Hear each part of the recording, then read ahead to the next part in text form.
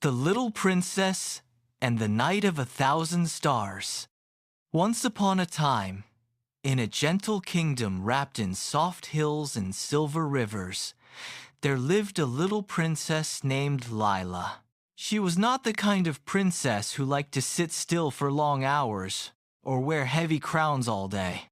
Instead, Princess Lila loved climbing trees, chasing butterflies, and asking 1,000 curious questions about the world. Every evening, just before bedtime, Lila would stand by her tall window and look up at the sky.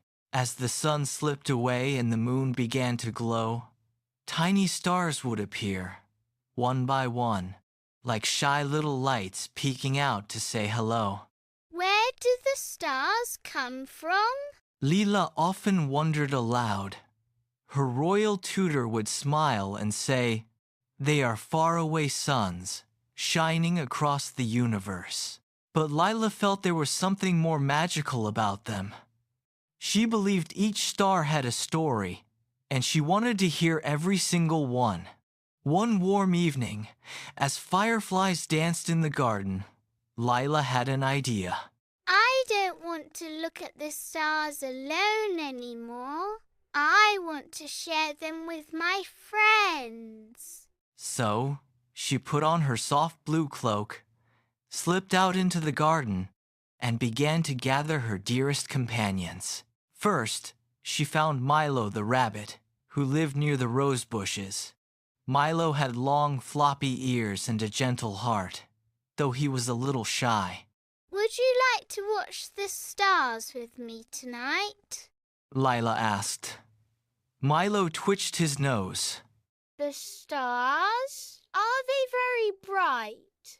They sparkle like tiny lanterns, Lila said with a smile.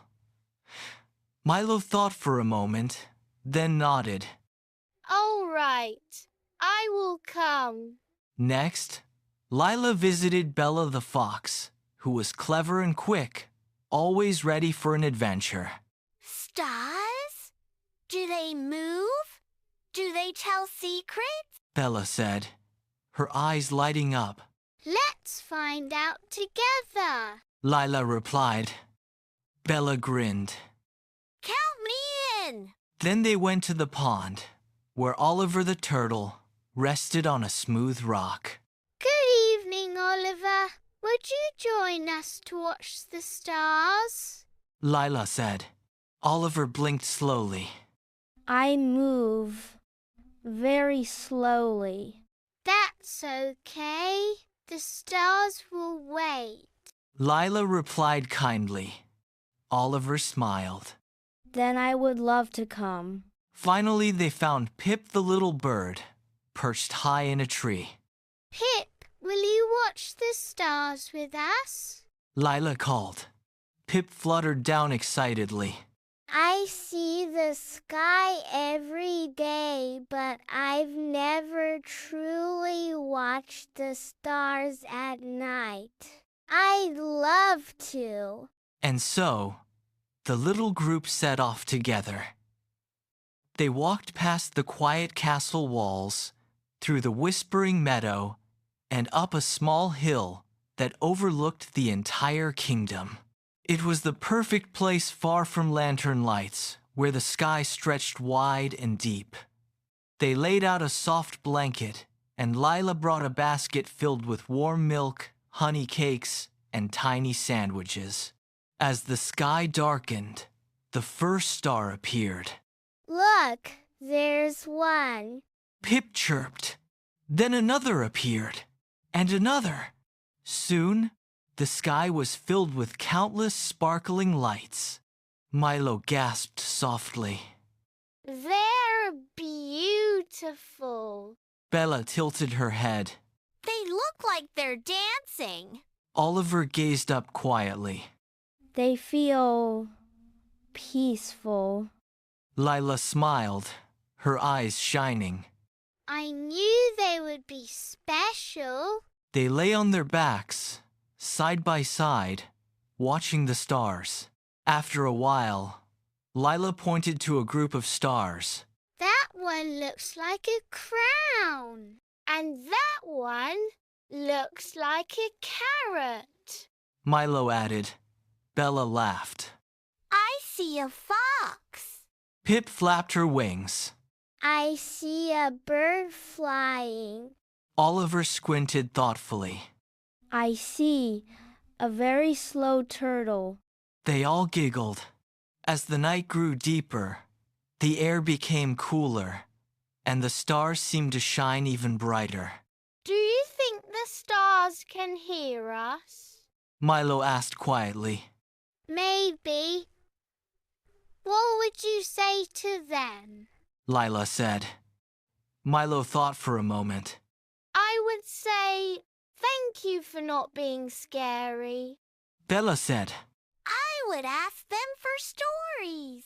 I think they know many secrets. Oliver said.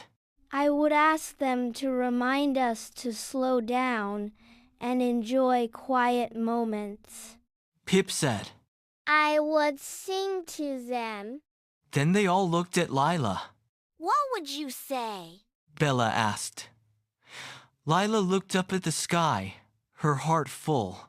I would say, thank you for bringing us together. For a moment, everything was still. And then something magical happened. One of the stars twinkled brighter than the others. It shimmered, almost as if it were blinking back at them. Did you see that?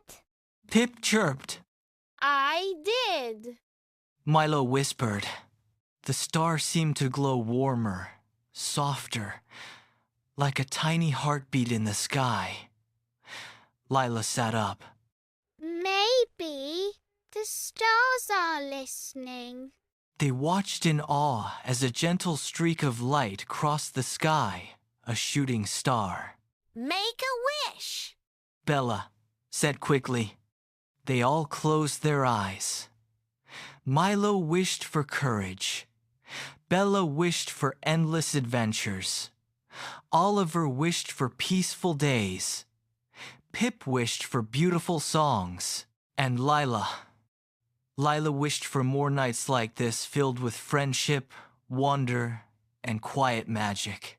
When they opened their eyes, the sky was calm again, but something felt different. It felt closer, kinder.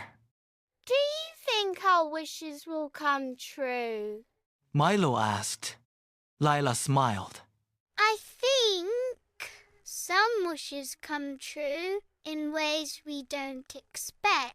Bella nodded. Like this night. I didn't know I needed it. Oliver added. Sometimes the best things are simply being together. Pip chirped softly. And looking up. The moon climbed higher, wrapping them in gentle silver light. One by one, they began to feel sleepy. Milo curled up beside Lila. Bella rested her head on her paws. Oliver tucked himself into his shell, just a little. Pip nestled close, her feathers warm. Lila looked at her friends and felt a soft, happy glow in her heart. She whispered, Good night, stars. and as if in reply, the stars shimmered gently above. Soon, they all drifted into peaceful sleep, dreaming of glowing skies, quiet laughter, and tiny lights that carried big stories. When morning came, the sun rose softly over the hills, painting the sky in pink and gold. Lila woke first and stretched gently. Her friends stirred one by one. Good morning. Milo yawned. Bella stretched. That was the best night. Oliver smiled, slowly. Very, very nice. Pip fluttered happily. Let's do it again someday. Lila nodded. We will. The stars aren't going anywhere. They packed up their blanket and basket, and together they walked back to the castle. From that day on, whenever Lila looked at the night sky, she didn't feel like she was looking at something far away. Instead, she felt connected to her friends, to the stories in the stars, and to the quiet magic that lives in simple moments.